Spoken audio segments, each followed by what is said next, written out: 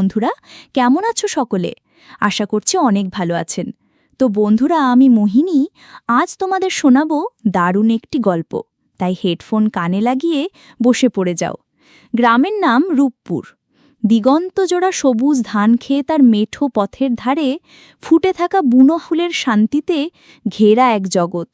এই গ্রামেরই এক প্রান্তে থাকত মোহিনী। টানা টানা চোখ, ঘন কালো চুল আর শ্যামলা মুখে এক অদ্ভুত মায়া নিয়ে সে ছিল যেন গ্রামেরই প্রতিচ্ছবি। সরল, সুন্দর আর শান্ত। তার বাবা হরিপদ দিনমজুরের কাজ করতেন, আর মা লক্ষ্মী পরের বাড়িতে কাজ করে কোনোমতে সংসার চালাতেন।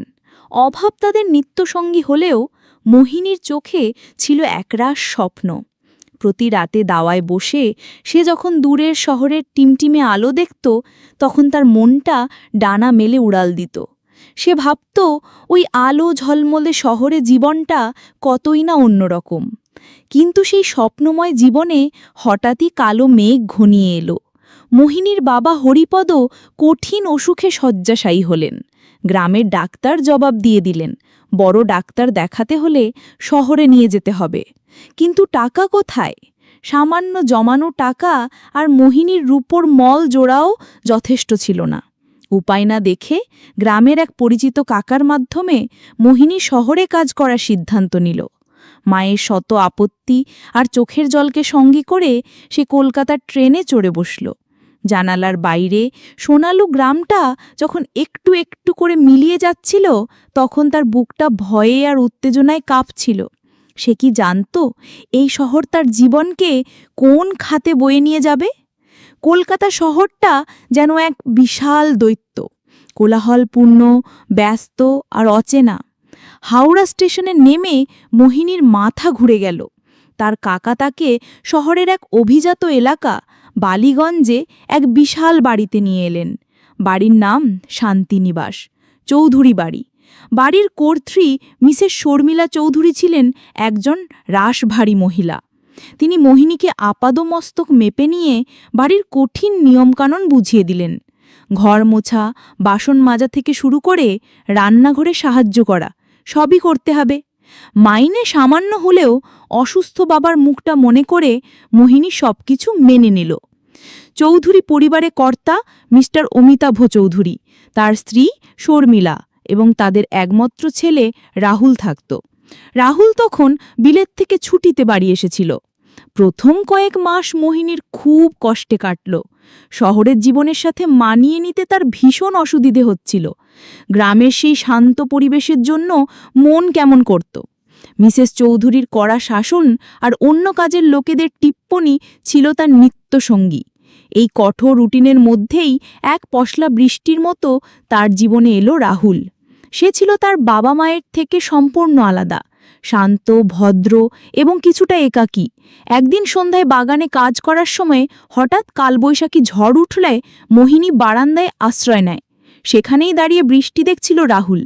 মোহিনীকে দেখে সে মৃদু হেসে তার নাম জিজ্ঞেস করে। সেই প্রথম চৌধুরী বাড়িতে কেউ তার সাথে এত সুন্দর করে কথা বলল। এরপর থেকেই তাদের মধ্যে ধীরে ধীরে কথা শুরু হলো। রাহুল তাকে বই এনে দিত, তার সাথে গ্রামের গল্প শুনত, নিজের একাকী জীবনের কথা বলতো। মোহিনী রাহুলের মধ্যে এমন একজনকে খুঁজে পেল যে তাকে শুধু কাজের মেয়ে হিসাবে নয়, একজন মানুষ হিসেবে সম্মান করত। নিজের অজান্তেই মোহিনীর মনে রাহুলের জন্য এক বিশেষ জায়গা তৈরি হতে শুরু করল। তাদের সম্পর্কটা গভীর হতে বেশি সময় লাগল না। রাতের নিস্তব্ধতায় তারা লুকিয়ে দেখা করত।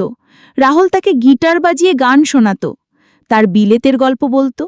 একদিন রাতে আবেগের এক মুহূর্তে রাহুল মোহিনীর হাত ধরে বলল, মোহিনী, আমি জানি না এটা কিভাবে হলো, কিন্তু আমি তোমাকে ভালোবেসে ফেলেছি। তোমার সরলতা, তোমার সত্যতা আমাকে মুগ্ধ করে।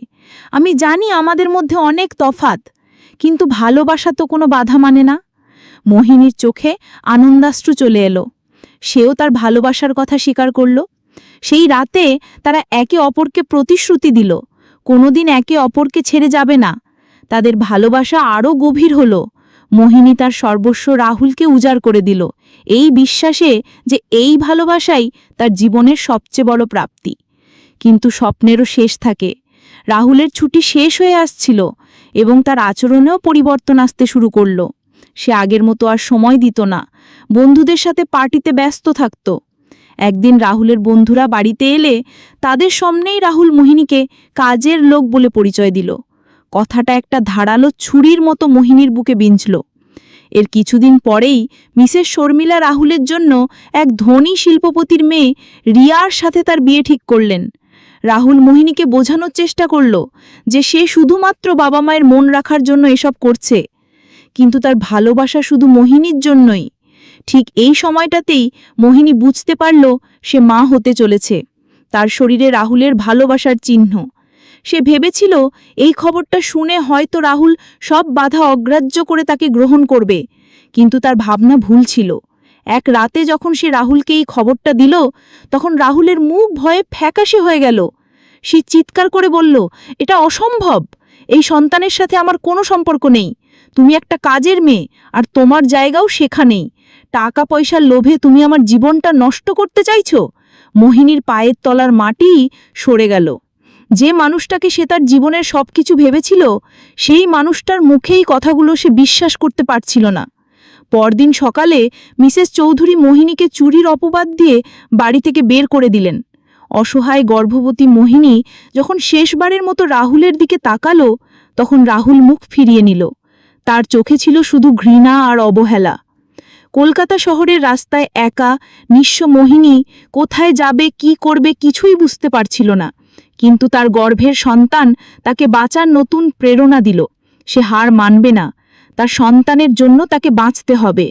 অনেক কষ্টে সে একটা বস্তি এলাকায় একটা ছোট ঘর ভাড়া নিয়ে চায়ের দোকানে বাসন মাজার কাজ নিল।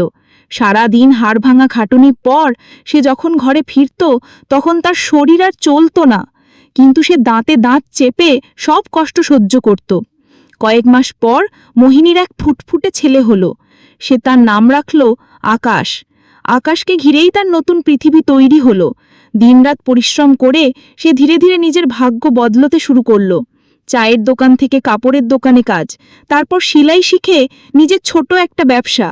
তার সত্যতার পরিশ্রমে সেই ব্যবসা একদিন বড় হলো। যে মোহিনী একদিন চৌধুরী বাড়িতে কাজ করত, সে আজ নিজের পায়ে দাঁড়িয়েছে। তার ছেলেকে শহরের একটা ভালো স্কুলে ভর্তি করিয়েছে। প্রায় 10 বছর পর একদিন মোহিনী তার ছেলের স্কুলের সামনে অপেক্ষা করছিল। হঠাৎ একটা দামি গাড়ি তার সামনে এসে থামল। গাড়ি থেকে যে নামল, তাকে দেখে মোহিনীর বুকের ভিতরটা কেঁপে উঠল। রাহুল, তার চেহারায় বয়সের ছাপ, আগের সেই জৌলুস আর নেই। মোহিনীকে দেখে তার চোখেও ফুটে উঠল বিস্ময় আর গভীর অপরাধবোধ। রাহুল কাঁপা কাঁপা গলায় জিজ্ঞেস করল, মোহিনী, তুমি এখানে? মোহিনী শান্ত কিন্তু দৃঢ়ভাবে উত্তর দিল, হ্যাঁ, আমার ছেলের জন্য অপেক্ষা করছি। ঠিক তখনই আকাশ দৌড়ে এসে মোহিনীকে জড়িয়ে ধরে বলল, মা চলো বাড়ি যাই। রাহুল অপলক দৃষ্টিতে আকাশের দিকে তাকিয়ে থাকল। তার চোখ দিয়ে জল গড়িয়ে পড়ল। সে ফিসফিস করে জিজ্ঞেস করল, ও কি আমার? মোহিনী তাকে কথা শেষ করতে দিল না। সে আকাশের মাথায় হাত রেখে বলল, না, ও শুধু আমার ছেলে, আমার আকাশ। ওর পরিচয়ের জন্য কোনো চৌধুরী পদবীর দরকার নেই। এই বলে মোহিনী তার ছেলের হাত ধরে নিজের নতুন জীবনের পথে এগিয়ে গেল। পেছনে পড়ে রইল রাহুল, তার অসম্পূর্ণ ভালোবাসা আর একরাশ অনুশোচনা নিয়ে। মোহিনী সেদিন বুঝতে পেরেছিল সে রাহুলকে হারিয়ে আসলে নিজেকে খুঁজে পেয়েছে। যে ভালোবাসা আত্মসম্মান কেড়ে নেয়, তা ভালোবাসা নয়। রূপপুর গায়ে সেই সহজ সরল মেয়েটি আজ শহরের বুকে এক স্বনির্ভর শক্তিশালী নারী, যার পরিচয় তার নিজের কর্মে, তার মাতৃত্বে। বন্ধুরা, আজকের গল্পটি এই পর্যন্তই। দেখা হচ্ছে আগামী নতুন কোনো ভিডিওতে। ততক্ষণ সবাই ভালো থাকবেন।